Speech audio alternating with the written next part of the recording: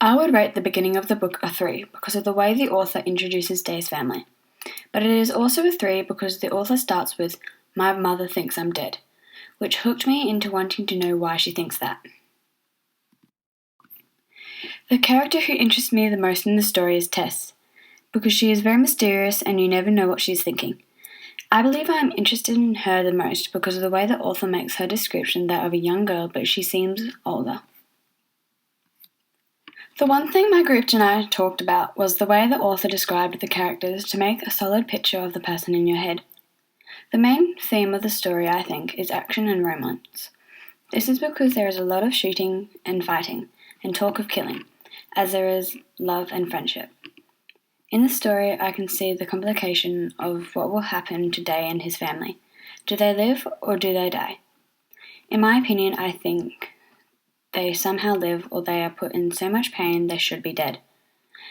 But my opinion was changed towards the end of the book, as it was to be that Day's mother dies and so does his older brother.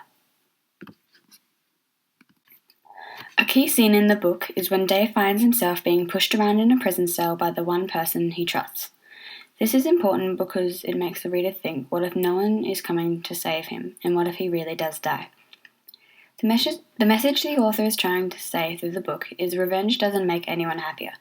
This is shown when Day says, "Some small part of me wants to smile at the sight, to feel joy of avenging my brother's death." I pause, but the feeling does not come.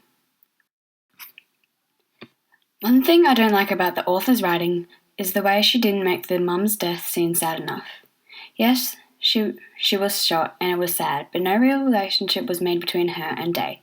You were never part of her thoughts, and that, I think, would have made her death more emotional. In week 3, we talked about how hard it must have been for June to turn him in and watch Thomas kill Day's brother. We also talked about how if we were the characters, would we have acted differently than the way the author made June act.